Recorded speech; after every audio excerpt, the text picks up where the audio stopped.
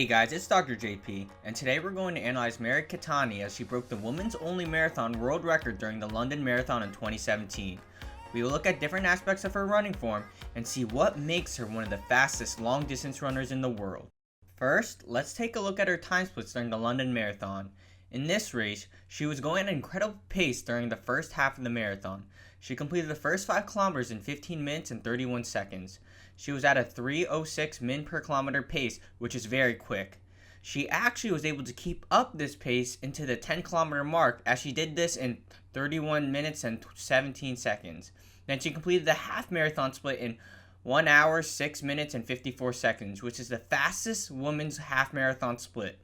She was on track to run the fastest marathon time for the woman, which is held by Radcliffe. However, during the second half of the marathon, she basically started to slow down until the very end of the race. She finished strong, completing her last mile in a time of 4 minutes and 56 seconds. She wasn't able to run the fastest women's marathon time, but she did break the women's only marathon world record, which is still an incredible feat. Before we take a closer look at her form, I want to give you some context on the clip we will be analyzing. This takes place during her strong finish in the last mile. Now, ideally, I would have loved to have this view of her running during the beginning or middle part of the race, as there is most likely some form breakdown during the end of the race. However, this is the only good side clip I've been able to find throughout the entire marathon. Now let's take a look at her stride frequency and stride length, as these are general components that make up speed. In this clip, she presents with a step rate of 180 steps per minute, which is a common rate among many elite long distance runners. However, she did maintain a slightly higher cadence during the middle part of the race with a rate of 200 steps per minute. This is good, as maintaining a high cadence usually leads to decreased stress on the joints and decreased risk of injury, which is vital in these long distance races. Now, based on a few calculations, we can take a look at her step length. During this clip, she presents with a step length of 1.81 meters.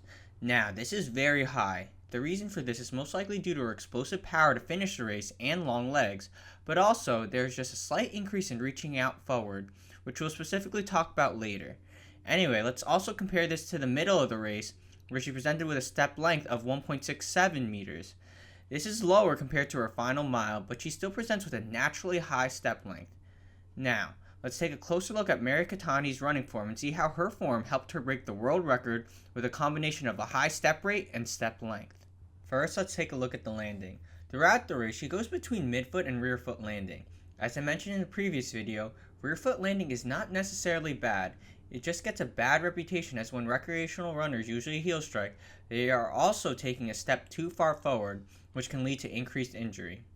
Now, let's just take a look at where her foot lands in relation to the body. As you can see, she does land slightly in front of the body. It's slightly farther ahead compared to the other runners we have analyzed before, but we also have to take account for the length of her legs. Despite it being a bit farther away, she still mostly lands with the shin parallel to the ground, allowing for smooth energy transfer from landing on the ground to pushing off. In this last mile, she does intermittently present with the shin angle slightly out, which does indicate slight overstriding. Overstriding causes a braking mechanism to occur, leading to an increased stress in the ankle and knee joint. When she does do it, there is not a crazy amount of it going on, and is most likely due to a bit of form breakdown toward the end of a very long race. Now, let's take a look at the leg movement as the foot makes contact to the ground to when she pushes off the ground.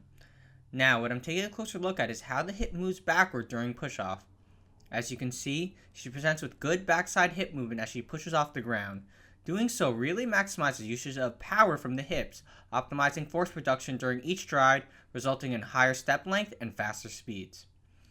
Now, let's take a look at vertical oscillation, which is the amount of up and down movement that occurs when she runs. As you can see, there's not much of it going on. This is a good thing, as excessive vertical oscillation can lead to increased stress on the joints, leading to increased likelihood of injury. The way Keitany minimizes this movement is primarily through maintaining a high cadence and really utilizing those hips during push-off. Now let's take a look at her trunk. She keeps it upright and in good alignment.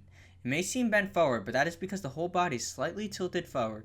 Maintaining this slight forward body tilt aids in improved momentum forward and improved ability to use those hip extensors for improved push-off forward, which may be part of the reason for the improved step length without excessive vertical movement. Now let's take a look at arm movement. She keeps her arms up high with most of the movement happening at the shoulders. Typically with elite long distance runners, most of the arm swing occurs at the shoulders as well. However, Mary Keitany seems to present with more shoulder movement than other runners we have looked at before. Now let's take a look at head position. Even at the end of the race, she maintains this neutral head position, basically looking straight ahead. Keeping this alignment allows for slightly improved core stability and exchange of oxygen during this race. And that's it for the quick analysis on Mary Keitany. I hope you guys enjoyed this video. I hope you were able to learn something that you will apply to your own running as well. If you haven't already, please subscribe to my YouTube channel as well as my Instagram for more content as well. And as always, thank you for watching.